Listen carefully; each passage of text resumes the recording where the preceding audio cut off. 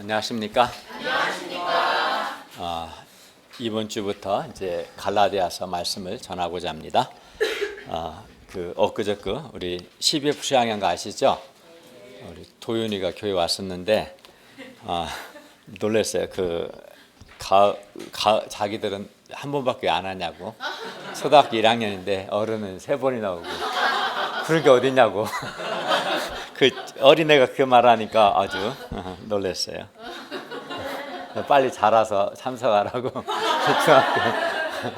중학교 말했는데 아주 그렇게 말한 거 보니까 굉장히 우리 2세들이 은혜를 많이 받은 것 같습니다. 하나님께 감사합니다. 오늘 갈라디아서 말씀 1강 제목은 우리 죄를 대속하신 예수님입니다. 요절 1장 4절을 읽겠습니다. 4절 시작. 그리스도께서 하나님 곧 우리 아버지의 뜻을 따라 이 악한 세대에서 우리를 건지시려고 우리 죄를 대속하기 위하여 자기 몸을 주셨으니. 기도하겠습니다. 은혜로우신 주님, 오늘도 우리가 살아계신 성부 하나님, 성자 하나님, 성령 하나님을 예배하게 해주셔서 감사합니다. 우리가 드린 예배가 하나님께 감사하고 하나님을 기쁘시게 하는 예배가 되게 해주십시오. 하나님께서 우리의 많은 죄와 허물을 용서해 주시고 우리에게 하나님의 말씀을 통해서 은혜와 복을 주시기를 기도합니다. 갈라디아서 말씀을 복 주시옵소서. 예수님의 이름으로 기도하였습니다. 아멘. 오늘부터 갈라디아서를 공부하고자 합니다. 갈라디아서는 48년경에 갈라디아 지역에 있는 여러 교회들에게 사도 바울이 보낸 서신입니다. 오늘 말씀은 사도 바울이 전한 복음을 받아들이면 구원을 받지만 바울이 전하지 않은 다른 복음을 전하거나 또는 다른 복음을 받아들이는 자는 저주를 받는다고 말씀합니다. 그러므로 오늘 말씀을 통해서 우리가 사도 바울이 전한 복음에 대해서 배우고 복음을 받아들임으로 복음으로 인한 기쁨과 감사, 감격을 누릴 수 있기를 기도합니다. 제1장 예수 그리스도께서 우리 죄를 위하여 자기 몸을 주셨습니다. 1장 1절부터 5절 말씀입니다. 1장 1절을 보십시오. 사람들에게서 난 것도 아니요 사람으로 말미암은 것도 아니요 오직 예수 그리스도와 그를 죽은 자 가운데서 살리신 하나님 아버지로 말미암아 사도된 바울은 자신을 사도라고 소개합니다. 사도란 문자적으로 보냄을 받은 자라는 뜻인데요. 사도는 일반적인 의미의 사도와 특별한 의미의 사도로 나눌 수 있는데 일반적 의미의 사도는 어떤 사명을 위해서 교회가 파송한 대표자를 가리킵니다. 그리고 특별한 의미의 사도는 예수님의 12 사도들처럼 예수님이 직접 택하셔서 또 권위를 주셔서 보내신 사람들, 유일하고 배타적인 사람들이죠. 그러니까 예수님께 직접 택함을 받고 권위를 받은 사람들과 오늘 본문의 사도 바울처럼 부활하신 예수 그리스도로부터 직접 택함을 받고 보냄을 받은 사람들을 가리킵니다. 그러니까 특별한 의미의 사도는 12 사도와 사도 바울에 국한된다고 볼 수 있습니다. 그리하여 사도들의 가르침은 부활하신 예수 그리스도의 가르침과 같은 동일한 권위가 있습니다. 사도들의 가르침이 중요한 거였죠. 그리고 사도들의 가르침이 성경에 기록되어 있습니다. 바울은 부활하신 예수 그리스도를 만났고 부활하신 예수 그리스도께서 바울에게 특별한 권한을 부여하셔서 바울이 예수님의 사도로서 예수 그리스도의 가르침, 말씀을 전했습니다. 그런데 당시 거짓 선생들은 바울이 예수님의 3년 공생의 기간 동안에 다른 12 사도들과는 달리 예수님을 따르지 않았기 때문에 바울은 예수님이 부활 후에 아주 예외적으로 사도로 부르심 받았거든요. 그래서 예수님의 생전에는 예수님과 함께하지 않았죠. 그래서 바울은 사도가 아니다라고 거짓 선생들이 바울을 공격했습니다. 당시 거짓 선생들은 바울의 사도권을 공격함으로써 바울이 전한 메시지를 공격했습니다. 그러니까 오늘날 똑같은 거예요. 메시지를 반박하기 힘들면 메신저를 공격하는 듯이 옛날에도 그랬던 것 같아요. 그러면 바울은 어떻게 사도가 되었습니까? 1장 1절을 보십시오. 바울이 사도가 된 것이 사람들에게서 난 것도 아니라는 것은 바울이 안디옥 교회와 같은 어떤 공동체에 의해서 사도가 된 것이 아니라는 뜻입니다. 또 바울이 사도가 된 것이 사람으로 말미암아 된 것도 아니라는 것은 바울이 어떤 특정한 사람에 의해서 사도가 된 것이 아니라는 뜻입니다. 그러면 바울은 어떻게 사도가 되었습니까? 1절 하반절을 보십시오. 바울은 오직 예수 그리스도와 그를 죽은 자 가운데서 살리신 하나님 아버지로 말미암아 사도가 되었습니다. 부활하신 예수 그리스도와 하나님 아버지께서 직접 바울을 사도로 부르셨습니다. 1장 2, 3절을 보십시오. 바울은 함께 있는 모든 형제와 더불어 갈라디아 여러 교회들에게 하나님 아버지와 주 예수 그리스도로부터 은혜와 평화가 있기를 원합니다. 평화 같은 말입니다. 1장 2절 갈라디아 여러 교회들은 사도 바울이 1차 전도 여행 때 개척을 했던 비시디 안디옥, 이고니온, 루스드라, 더베 교회들을 가리킵니다. 바울이 볼 때 갈라디아의 여러 교회들에게 정말 필요한 것은 하나님 아버지와 예수 그리스도로부터 오는 은혜와 평화였습니다. 부자 되세요 이렇게 인사하지 않았어요. 예수 그리스도 하나님으로부터 은혜와 평화가 있기를 바란다 이렇게 한 거죠. 여기서 은혜는 하나님 아버지께서 예수님의 십자가의 희생에 근거하여 값없이 주시는 선물을 가리켜요.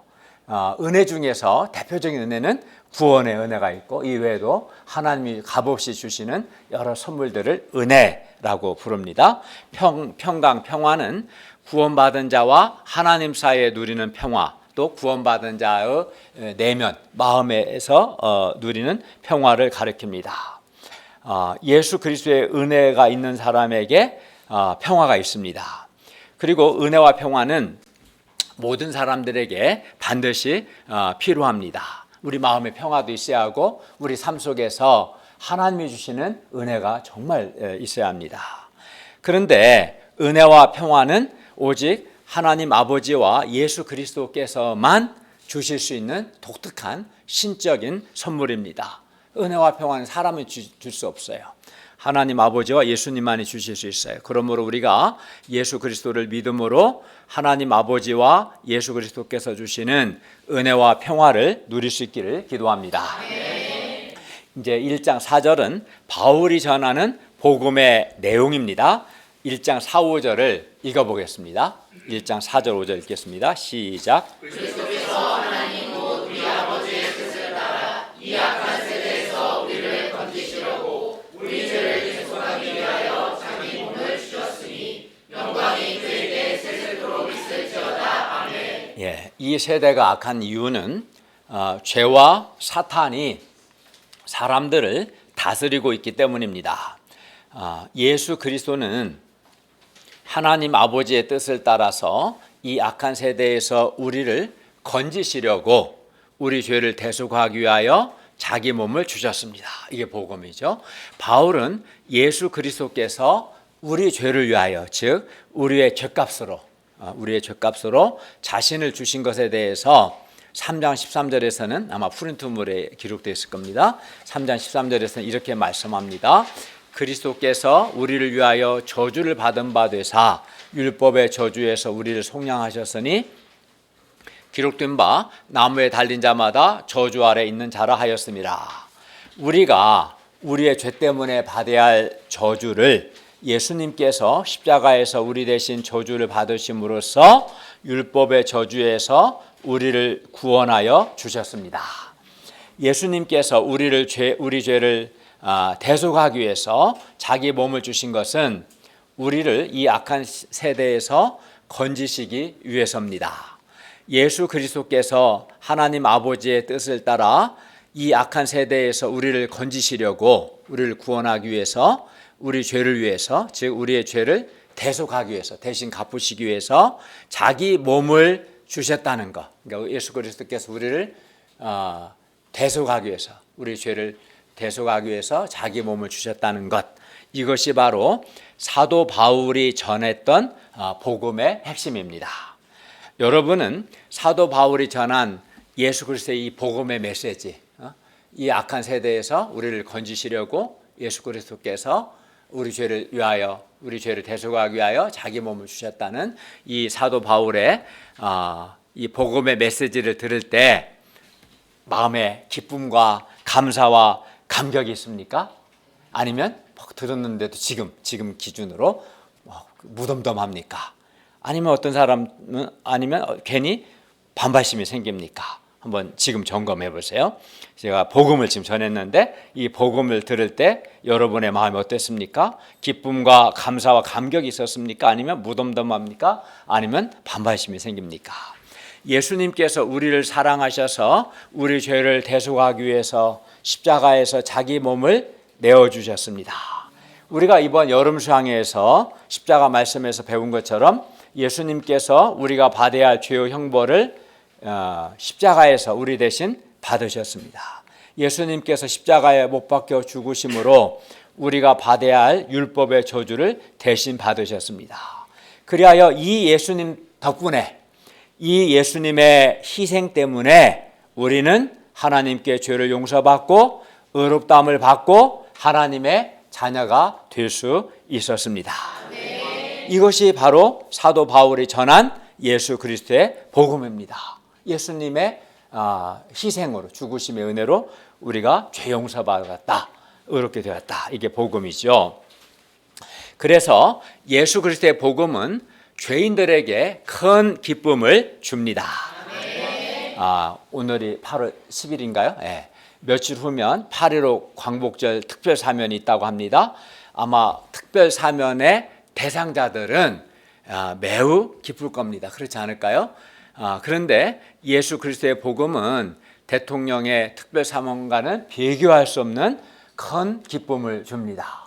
그러니까 대통령은 이제 일정한 죄에 대해 사면하지만 나중에 지을 죄를 사면하지 못하고 근본적으로 우리를 구원하지는 못하죠. 불못해서.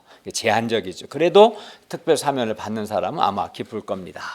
사도 바울은 1차 전도 여행 때 갈라디아 지역에서 예수 그리스도의 복음을 전했고 예수 그리스도의 복음을 받아들인 사람들은 구원의 큰 기쁨과 감사와 감격이 있었습니다. 그리고 갈라디아 여러 지역에 교회가 세워졌습니다. 그러나 오늘날 많은 사람들이 예수 그리스도의 복음의 말씀을 들어도 기쁨이나 감사, 감격이 없이 그냥 무덤덤하거나 어떤 사람은 속으로 반발합니다. 왜 그럴까요? 왜 그럴까요? 왜 그럴까요? 예수 그리스도의 복음을 듣고 어떤 사람은 큰 기쁨과 감사와 감격이 있는데 어떤 사람은 아무 감흥이 없는 무덤덤해. 왜 그럴까요? 이는 자신이 지금 죄와 죽음의 바다에 빠져서 죽어가고 있다는 사실을 모르거나, 이걸 보통 우리 영적인 무지라고 하는데요, 또는 이것을 받아들이지 않기 때문에 이거를 교만이라고 합니다. 자신의 지금 실존, 자신이 지금 죄와 죽음의 바다에 빠져서 죽어가고 있다는 사실을 모르거나 또는 받아들이지 않기 때문에 그렇습니다. 다음으로 예수 그리스도의 복음을 잘 모르거나, 이것 또한 영적인 무지죠. 또는 복음의 말씀을 듣고도 예수 그리스도의 복음을 받아들이지 않기 때문에 이걸 이제 교만이라고 하죠. 복음을 모르거나 복음을 받아들이지 않기 때문에 예수 그리스도의 복음을 들어도 기쁨과 감사와 감격이 없는 겁니다. 사람들이 자신이 처한 영적인 상태, 곧 자신이 지금 죄와 죽음의 바다에 빠져 죽어가고 있다는 것, 그래서 죄와 죽음에서 건져냄, 즉 구원이 필요하다는 것을 잘 모르기 때문에 또는 받아들이지 않기 때문에 예수 그리스도의 복음을 듣고도 기쁨이나 감사나 감격이 없는 겁니다. 예수 그리스도께서는 하나님 아버지의 뜻을 따라 이 악한 세대에서 우리를 건지시려고, 우리를 구원하시려고 우리 죄를 위하여 우리 죄를 대속하기 위해서 자기 몸을 주신 것입니다. 이를 통해 우리가 건져냄, 즉 구원이 필요한 상태라는 것을 알 수 있습니다. 모든 사람이 지금 죄와 죽음의 바다에 빠져 있고 죽어가고 있습니다. 모든 사람이 죄와 죽음의 바다에 빠져서 사는 동안은 죄의식과 정죄감과 심판의 두려움 가운데 삽니다. 죄 때문에 하나님과 관계가 단절되고 죄 때문에 하나님과 원수 관계, 불화 관계가 되어서 마음에 평화와 기쁨이 없습니다. 그런데 이것이 끝이 아니죠. 죄의 삭은 사망이기 때문에 모든 사람이 반드시 죽고 죽은 후에는 하나님의 무서운 심판이 있습니다. 그리고 하나님의 심판은 범죄한 모든 사람이 불못에 던져져 영원토록 밤낮으로 불못에서 괴로움을 받는 겁니다. 이걸 우리가 영원한 죽음이라고 말하죠. 그러므로 모든 사람이 죄와 죽음의 바다에 빠져 정말 비참하고 절망적인 상태에 있는 것입니다. 모든 사람에게 건져냄, 즉 구원이 절실히 필요합니다. 사람들이 자신이 지금 죄와 죽음의 바다에 빠져 절망적인 상태에 있다는 것을 모르기 때문에, 영적으로 무지하기 때문에, 또는 자신이 절망적인 상태에 있다는 것을 받아들이지 않기 때문에, 교만 때문에 예수 그리스도의 복음을 들어도 기쁘지 않고 감사와 감격이 없고 무덤덤한 겁니다. 어떤 사람은 예수 그리스도의 복음에 대해서 반발도 합니다.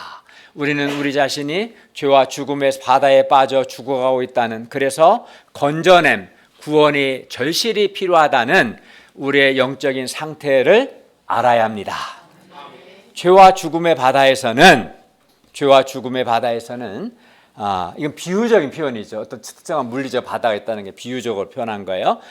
건져냄이라는 단어를 썼기 때문에 죄와 죽음의 바다에서는 아무리 수영자라는 박태환 선수도, 또는 세계에서 막강한 권력을 가진 트럼프 대통령도, 돈이 많은 세계적인 부자들도 자신의 능력이나 노력으로 죄와 죽음의 바다에서 벗어날 수 없습니다.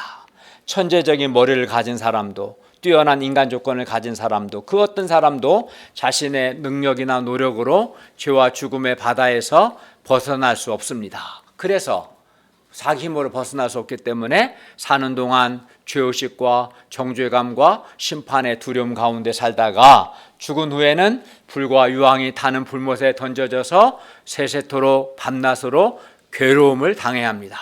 영원한 죽음을 당해야 합니다. 생각해 보면 정말 두렵고 공포스럽습니다. 정말 절망적입니다. 우리는 내가 죄와 죽음의 바다에 빠져 죽어가고 있다는, 그래서 나에게 구원이 절실하다는 것을 하나님의 말씀을 통해서 깨달아야 합니다. 어떤 사람이 있었습니다. 그는 아주 공부도 잘했고요. 그래서 좋은 직장도 취직했고 친한 친구들도 있었고 한마디로 그는 즐겁고 행복했다고 합니다.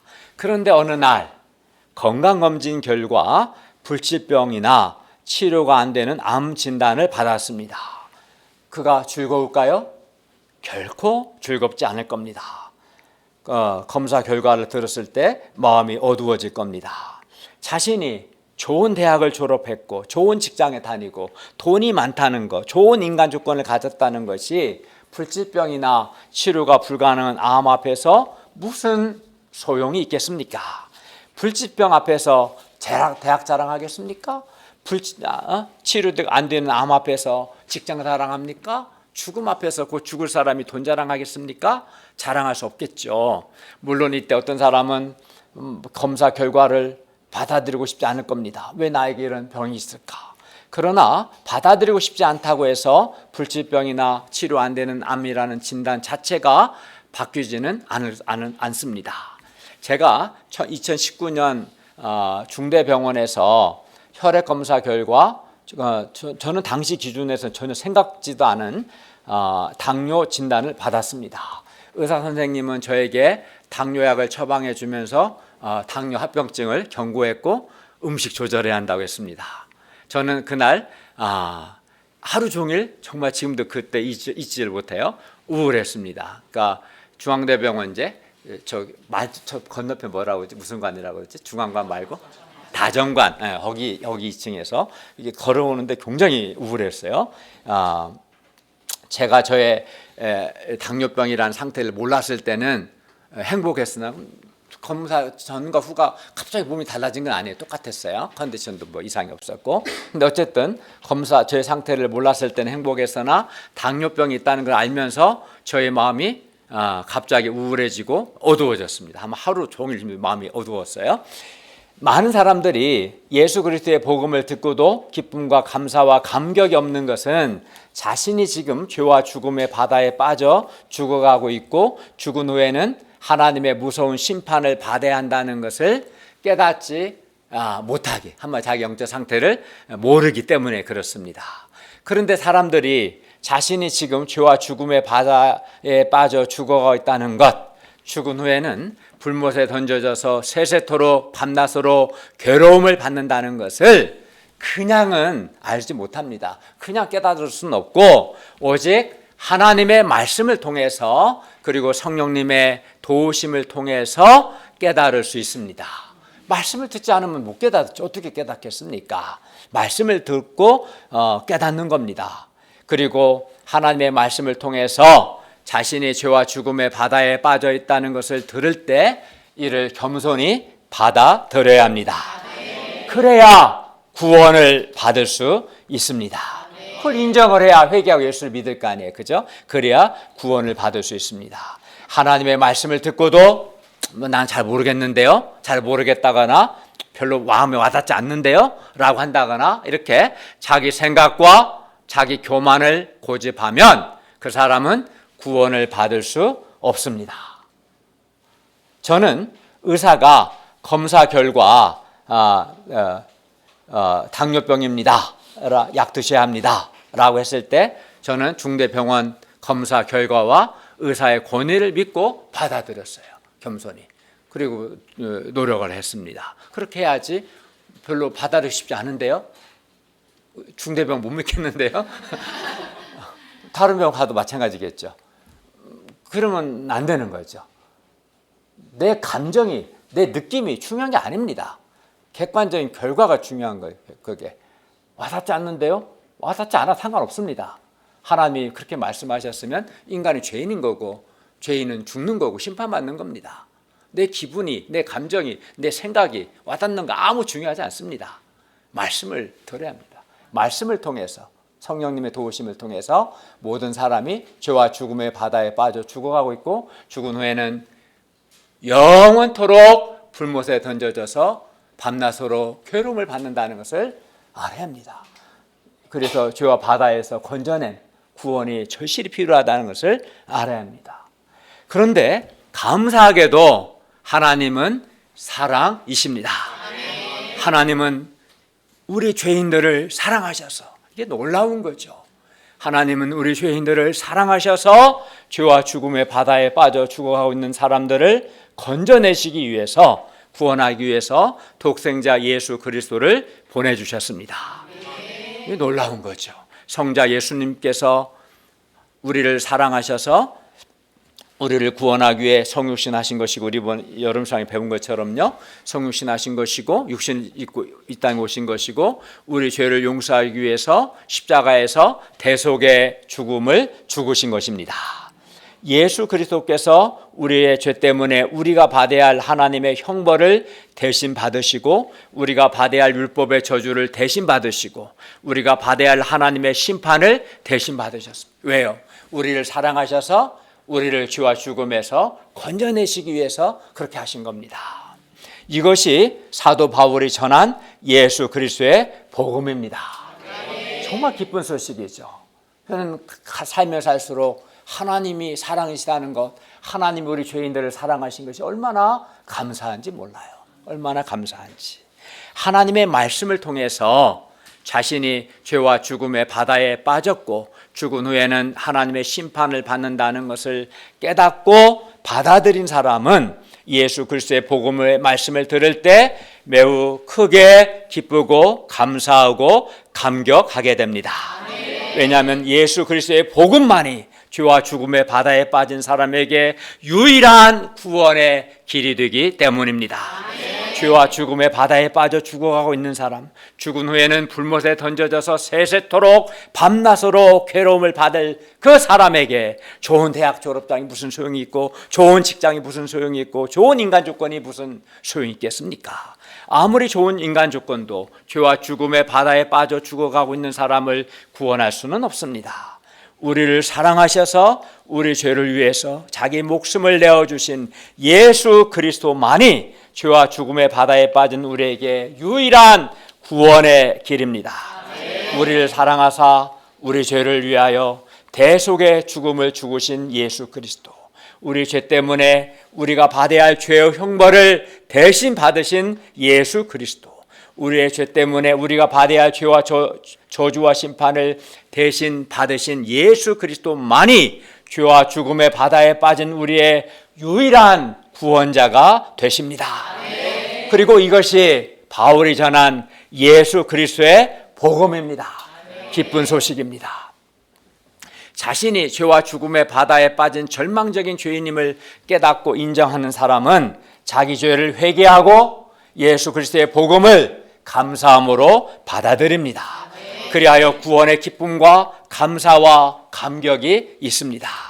사람들이 예수 그리스도의 복음을 듣고도 기쁨과 감사, 감격이 없는 것은 자신이 죄와 죽음의 바다에 빠진 절망적인 죄인이라는 것을 깨닫지 못하는 영적인 무지 가운데 있기 때문입니다.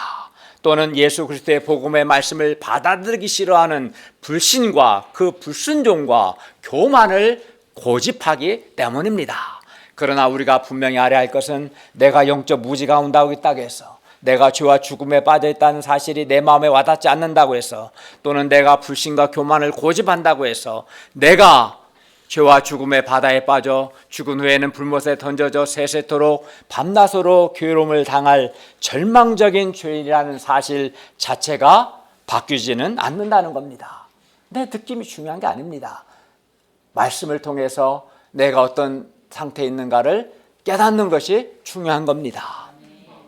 그러므로 우리가 하나님의 말씀을 통해서 우리 자신이 죄와 죽음의 바다에 빠진 절망적인 죄인이라는 것을 겸손히 인정하고 자기 죄를 회개하고 기쁨과 감사로 예수 그리스도의 복음을 받아들일 수 있기를 간절히 기도합니다.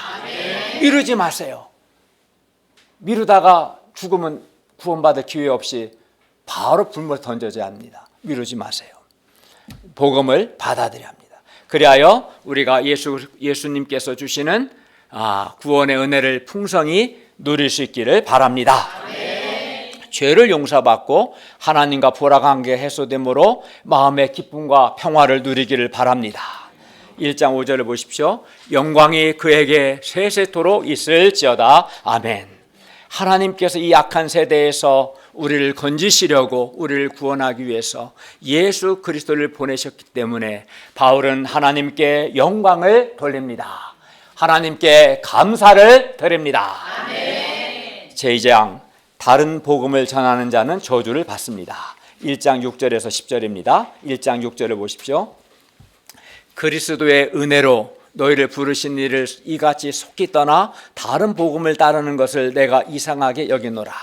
1장 6절 상반절 그리스도의 은혜는 우리가 방금 살펴본 1장 4절 예수 그리스도께서 악한 세대에서 우리를 건지시려고 우리 죄를 대속하기 위하여 자기 몸을 내어주신 그 은혜를 가리킵니다. 하나님께서 갈라디아 교인들을 예수 그리스도의 은혜로 부르셨고 갈라디아 교인들은 바울이 전한 예수 그리스도의 복음을 받아들였습니다. 그러나 바울이 갈라디아 지역을 떠난 후에 갈라디아 교인들은 그리스도의 은혜로 그들을 부르신 하나님을 이같이 속히 떠나 다른 복음, 바울이 전하지 않은 다른 복음을 따랐습니다. 바울은 바울이 전한 복음을 버리고 다른 복음을 따르는 그들의 배교가 너무나도 급속하게 이루어졌기 때문에 놀랐습니다. 여기서 다른 복음은 구원을 위해서는 예수 그리스도를 믿는 믿음만으로는 충분하지 않고 할례도 받고 율법도 지켜야 한다는 거짓 선생들의 가르침을 가리킵니다. 당시 거짓 선생들은 모세의 법대로 할례를 받지 않으면 구원을 받지 못한다라고 가르쳤습니다. 그러나 다른 복음은 우리가 이번 여름상에 배운 것처럼 다 이루었다 하신 예수 그리스도의 십자가의 희생의 완전성, 충족성을 부인하는 것이기 때문에 한마디로 예수 그리스도의 십자가의 은혜를 부인하는 거기 때문에 다른 복음은 대단히 위험하고 잘못된 주장입니다. 율법을 지키지 않아도, 할례를 하지 않아도 나를 사랑하사 나의 죄를 위하여 십자가에 죽으신 예수님을 믿으면 구원을 받습니다. 이게 바른 복음이죠. 1장 7절을 보십시오. 다른 복음은 없나니 다만 어떤 사람들이 너희를 교란하여 그리스도의 복음을 변하게 하려 함이라. 1장 7절 새 한글 성경 프린트 됐죠? 그걸 한번 같이 한번 읽어볼까요? 시작. 그 다른 복음이라는 것은 실제로는 존재하지 않습니다. 다만 몇몇 사람이 여러분을 혼란에 빠뜨리고 그리스도의 복음을 왜곡시키려 하고 있을 뿐입니다. 예, 거짓 선생들이 전한 다른 복음이라는 것은 실제로 존재하지 않고, 즉 그거는 복음이 아니라는 거예요. 존재하지 않고 우리가 1장 4절에서 이미 살펴본 것처럼 예수 그리스도께서 우리를 사랑하셔서 이 악한 세대에서 우리를 건지시려고, 구원하시려고 우리 죄를 대속하기 위하여 자기 몸을 주셨다는 오직 하나의 복음만이 있을 뿐입니다. 다른 복음 없어요. 하나의 복음만이 있을 뿐입니다. 4차 산업혁명과 AI 시대로 이 시대가 변하고 세상이 변할지라도 예수 그리스도의 복음은 결코 변하지 않습니다. 세상이 얼마나 2000년 동안 바뀌었어요. 그러나 지난 2000년 동안 예수 그리스도의 복음은 변하지 않습니다. 복음은 하나밖에 없습니다. 다른 복음이라는 건 존재하지 않는 거예요, 원래부터가. 다만 거짓 선생들이 갈라디아 교인들을 혼란에 빠뜨려서 예수 그리스도의 복음을 왜곡시키려 하고 있을 뿐입니다. 사람들을 혼란에 빠뜨려서 예수 그리스도의 복음을 왜곡시키는 이단 사상이나 이단적인 가르침은 어떻게 보면 이슬람교나 불교와 같은 어떤 타종교보다 더 위험해요. 사실은 이단이 타종교보다 더 위험합니다.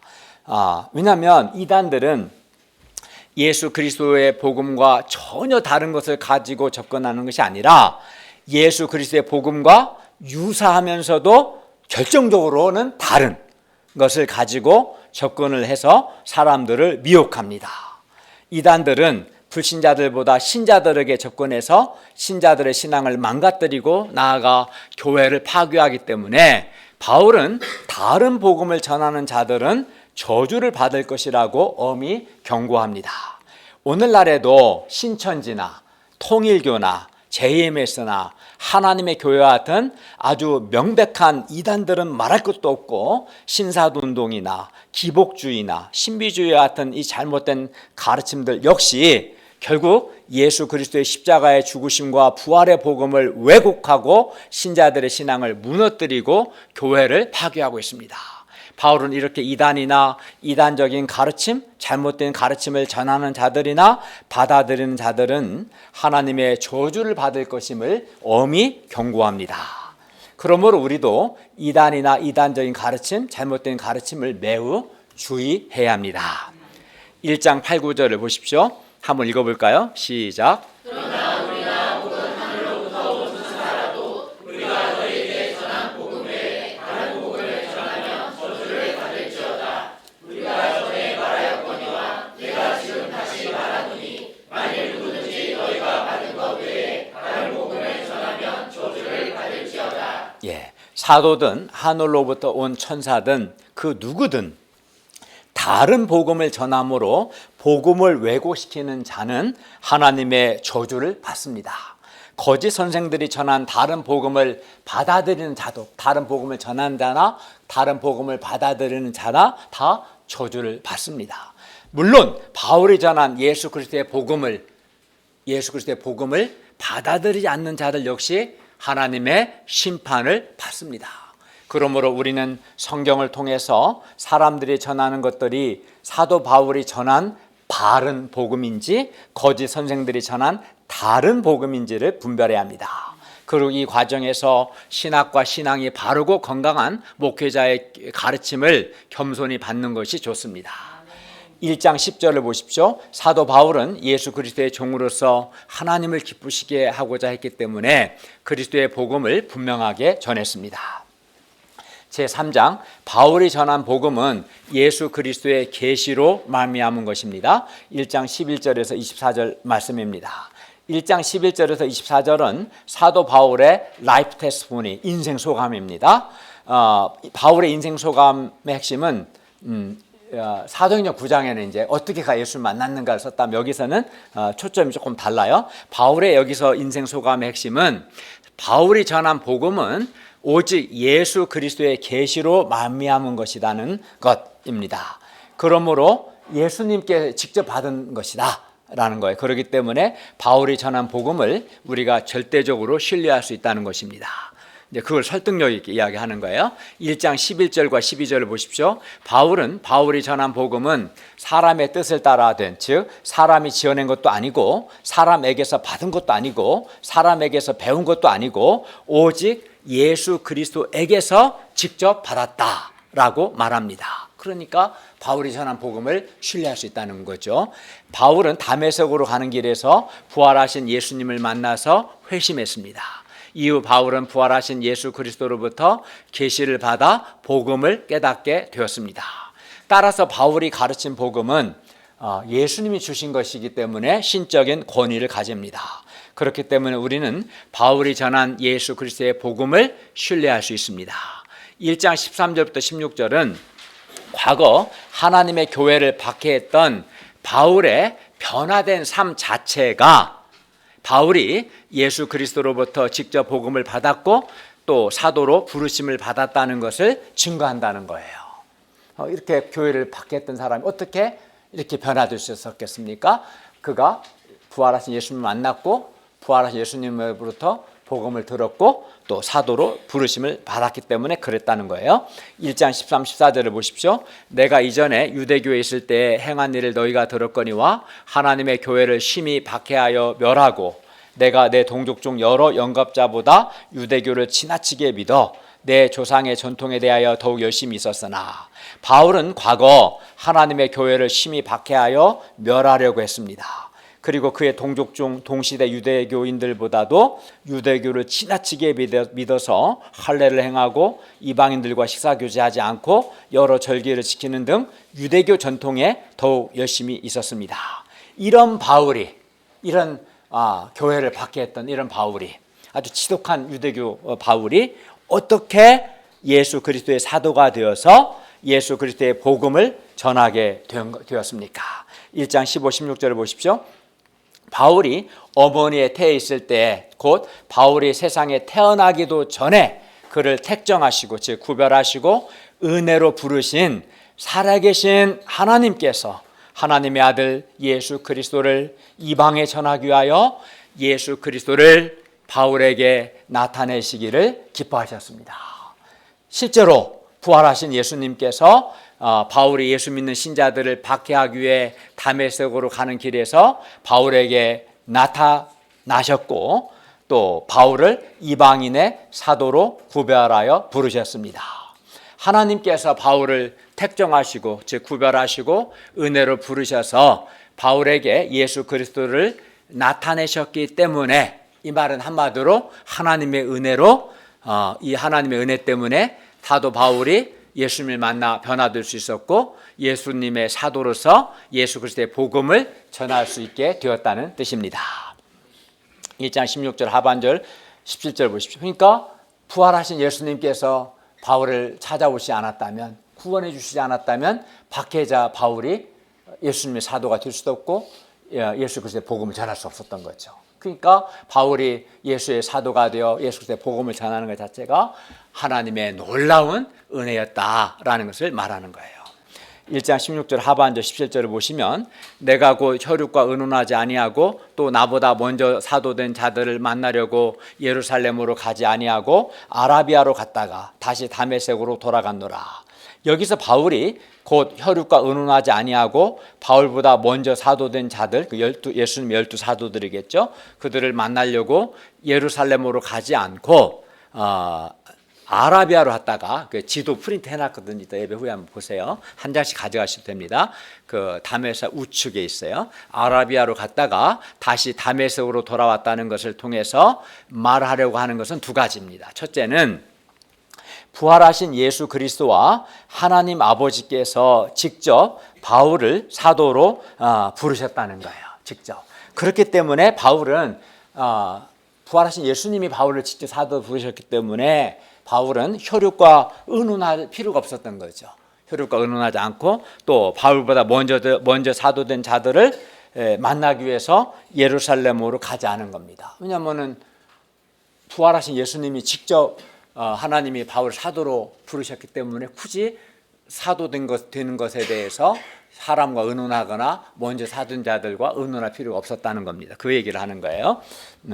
둘째, 바울이 말하고자 하는 것은 바울이 사도들에게 복음을 배운 것이 아니라 예수 그리스도로부터 직접 복음을 받았다는 거예요. 그래서 바울은 부활하신 예수님 만나자마자 곧바로 다메섹에서 복음을 전했고 옆 나라인 아라비아에 가서 3년 가까이 예수 그리스도의 복음을 전할 수 있었습니다. 만약에 바울이 예수님으로부터 직접 복음을 받지 않았다면 그렇게 할 수 없었겠죠.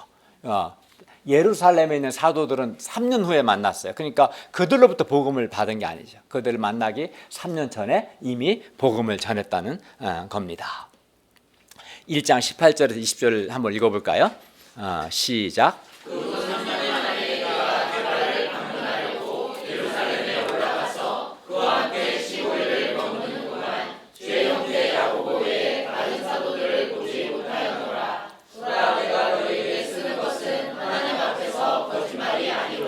예, 여기서도 바울이 일관되게 말하고자 하는 것은 바울이 다메섹과 아라비아에서 복음을 전하다가 3년 만에 예루살렘을 방문했다는 것이고 게바와 야고보 외에는 다른 사도들을 만나지 않았고 머문 기간도 15일밖에 되지 않기 때문에 바울이 사도들에게 복음을 배운 것이 아니라 예수 그리스도로부터 복음을 직접 받았다는 거죠. 그래서 사도들을 만나기 전에 이미 3년 동안 다메섹과 아라비아에서 복음을 전했다는 것이고 실제 사도도 베드로와 야고보 외에는 만난 적이 없었고 머문 기간도 15일밖에 머물지 않았고 사도행전을 보면 그때도 복음을 전했거든요. 그래서 한마디로 사도들에게서 복음을 배운 게 아니라 예수 그리스도로부터 내가 복음을 직접 받았다. 이것과 또 하나는 동시에 바울이 예루살렘의 사도들과 15일 동안 만나 교제한 일을 말함으로써 사도 바울이 전한 복음이 예루살렘 사도들이 전했던 복음과 다르지 않다라는 것이에요. 왜냐하면 소스가 같으니까. 예수 그리스도로부터 예루살렘의 사도들도 복음을 직접 들었고 바울도 부활하신 예수님으로부터 복음을 직접 들었기 때문에 교제할 때 똑같았다는 거죠. 복음이. 네, 그 이야기를 하는 겁니다. 1장 21절에서 24절을 보십시오. 그 후에 바울이 수리기아와 길리기아 지방에 이르렀으나 그리스도 안에 있는 유대의 교회들이 바울을 얼굴로는 알지 못하고 다만 우리를 박해하던 자가 전에 멸하려던 그 믿음을 전한다함을 듣고 바울로 말미암아 하나님께 영광을 돌렸습니다. 과거 아주 지나치게 교회를 박해했던 바울이 예수 그리스도의 사도가 되어서 그가 전에 멸하려고 했던 그 믿음, 곧 예수 그리스도의 복음을 전한다는 것 자체가 하나님이 정말 살아계시고 또 이런 박해자까지도 용서하시고 부르시는 하나님의 그 놀라운 긍휼과 자비, 또 예수 그리스도의 복음의 능력을 생생하게 보여주는 거예요. 그렇지 않고서는 설명이 안 되는 거죠. 과거 바울은 하나님의 교회를 박해했던 사람인데 자기가 박해했던 그 믿음을 전하는 그 과정에 뭐가 있었던 거예요? 부활하신 예수께서 바울을 찾아오셨고 그를 만나주셨고 용서하셨고 변화시켰고, 그래서 이제 사람들이 이 바울을 변화시키신 것을 통해서 하나님께 영광을 돌린 것입니다. 바울을 통해서 과연 하나님은 살아계시고 하나님은 전능하시고 하나님은 자비로우시다, 예수 그리스도의 복음에 능력이 있구나, 이걸 확인할 수 있었던 거죠. 우리 역시 사도 바울처럼 예수 그리스도의 복음을 말로 전할 뿐만 아니라 우리의 변화된 삶을 통해서 하나님의 살아계심, 하나님의 긍휼, 예수 그리스도의 복음의 능력을 나타내므로 우리로 말미암아 하나님께 영광을 돌릴 수 있기를 기도합니다. 결론입니다. 사도 바울이 전하지 않은 다른 복음을 전하는 자나 다른 복음을 받아들이는 자나 다 하나님의 저주를 받습니다. 이건 엄히 경고한 겁니다. 물론 예수 그리스도의 복음을 받아들이지 않는 자들 역시 하나님의 심판을 받습니다. 그렇기 때문에 우리가 죄와 죽음의 바다에 빠진 절망적인 죄인이라는 것을 하나님의 말씀을 통해서 깨닫고 겸손히 인정할 수 있기를 바랍니다. 그리고 예수 그리스도의 복음을 받아들임으로 기쁨과 감사와 감격이 넘치기를 기도합니다. 우리도 바울처럼 중앙대 숙대 학생들에게 예수 그리스도의 복음을 전하고 우리의 변화된 삶을 통해서 우리가 변화된 삶 이번에 라이프 테스트를 통해서 수양회 때 들었죠. 은혜가 되지 않았어요? 그죠. 우리의 변화된 삶을 통해서 하나님의 살아계심과 하나님의 긍휼, 하나님의 능력, 예수 그리스도의 복음의 능력을 나타냄으로써 하나님께 영광을 돌릴 수 있기를 기도합니다. 기도하겠습니다. 은혜로우신 주님, 우리에게 갈라디아서 말씀을 주셔서 감사합니다. 사도 바울이 전한 복음을 또 가르쳐 주셔서 감사하고, 사람들이 복음을 듣고도 감사 기쁨이 없는 것은 자신이 죄와 죽음의 바다에 빠져 죽어가겠다는 사실을 깨닫지 않거나 또는 받아들이지 않기 때문이라는 것을 또 가르쳐 주시고, 그러기 때문에 우리가 말씀을 통해서 죄인이라는 것, 주의 삭선 사망이라는 것을 들을 때 겸손히 내가 죄와 죽음의 바다에 빠져 죽어가 있다는 것, 죽은 후에는 불못에 던져져서 세세토록 밤낮으로 괴로움한다는 것을 받아들이고 예수 그리스도의 복음을 받아들임으로 주님이 주시는 죄 용서, 구원의 은혜를 풍성히 누리고 더 나아가 이 예수 그리스도의 복음을 전하고 또 우리 삶을 통해서도 전하는 자들이 되도록 도와주시기를 기도합니다. 그리하여 하나님께 감사하고 하나님께 영광을 돌리는 참 신자들, 진실한 신자들이 되게 하여 주시옵소서. 예수님의 이름으로 기도하였습니다. 아멘.